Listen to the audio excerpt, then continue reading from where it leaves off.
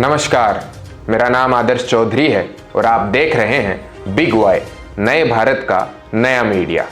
आज के वीडियो में हम बात करेंगे कोटा में होने वाली पढ़ाई और सुसाइड्स के बारे में।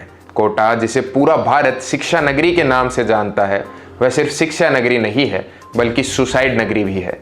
हाल ही की घटना की यदि बात करें तो उत्तर प्रदेश का रहने वाला मोहम्मद उरूज, जो कि कोटा में एक अपार्टमेंट लेके लगभग 1.5 साल से national entrance and eligibility test यानी नीट की तैयारी कर रहा था। 26 मार्च 2024 को उसके माता पिता ने उसे कॉल किया तो उसने कॉल नहीं उठाया। घर वालों को टेंशन हुई तो उन्होंने उसके दोस्तों और गार्डों को चेक करने के लिए बोला।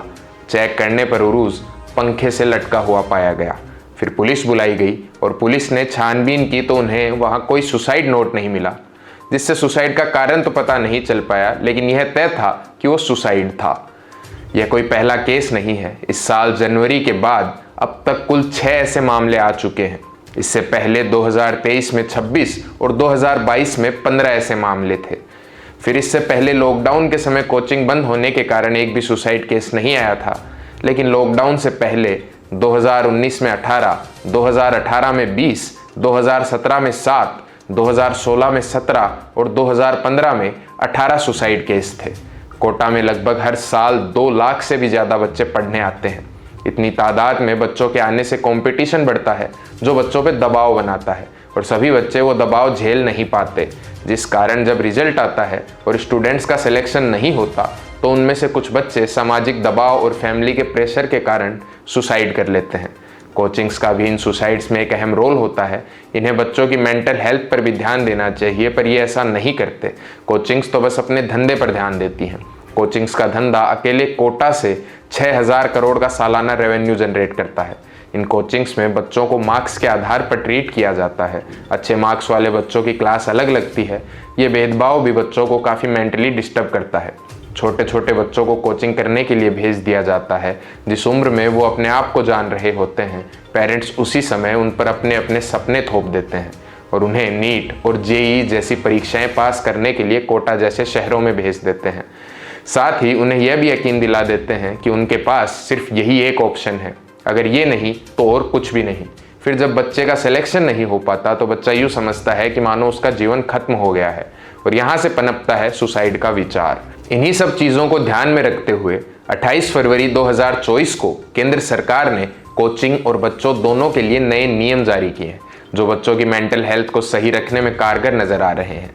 सबसे पहले तो 16 साल से कम उम्र के और 10वीं क्लास पास करने से पहले कोई भी बच्चा कोटा की कोचिंग में national entrance and eligibility test यानी नीट और जॉइंट एंट्रेंस एग्जाम यानी जेईई की तैयारी नहीं कर सकेंगे। दूसरा, रिजल्ट के आधार पर जो अलग अलग बैच बनाए जाते थे, उनकी जगह अब नाम के आधार पर अलग अलग बैच बनेंगे। बच्चों को समय पर छुट्टी भी मिलेगी और उन्हें अल्टरनेटिव करियर के ऑप्शंस भी मिलेंगे। बढ़ते सुसाइड्स को रोकने के लिए जिला प्रशासन ने 2022 में कोटा के हर पीजी और हॉस्टल में एंटी हैंगिंग डिवाइस अनिवार्य किया था, क्योंकि ज़्यादातर केसेस में बच्चे पंखों से ही लटकते हैं। चलिए जानते हैं एंटी हैंगिंग डिवाइसेस को। इस डिवाइस में एक स्प्रिंग होती है जिस पर अगर 20 किलो से ज़्यादा वजन लटकता है तो वो पंखे के हुक को खोल देती है और पंखा नीचे गिर जाता है, जिसकी वजह से बच्चा कभी पंखे से लटककर सुसाइड नहीं कर पाता। ये डिवाइसेस कोटा के 80% हॉस्टल्स में लगा दिए गए हैं, लेकिन पीजी के मामले में अभी भी ना के बराबर मिलते हैं। कोटा में हर तीसरे घर में पीजी है, जिस कारण ये पता लगाना कि कौन नियमों का पालन कर रहा है और कौन नहीं, ये बहुत मुश्किल है। पर अभी इन पीजीज में सर्वे चल रहे हैं, जहां इन पीजी के मालिकों को समझाया जा रहा है कि ये एंटी हैंगिंग डिवाइसेस कितनी ज़रूरी हैं और इन्हें अपने पीजी में क्यों लगाना चाहिए। यहां तक कि इलाके के कुछ भामाशाहों ने तो मुफ्त में ये डिवाइसेस बांटनी भी शुरू की हैं, लेकिन अब भी पीजी चलाने वाले लोग इन डिवाइसेस की अहमियत नहीं समझ पा रहे। कोटा प्रशासन और वहाँ के भामाशाहों के ये कदम काफ़ी सराहनीय हैं और उम्मीद कर सकते हैं कि आने वाले समय में वो भी इन डिवाइसेस की अहमियत समझ पाएंगे। आपको वीडियो में मौजूद जानकारी कैसी लगी, नीचे कमेंट करके ज़रूर बताएं और ऐसे ही और भी वीडियोस के लिए देखते रहें बिग वाई मीडिया।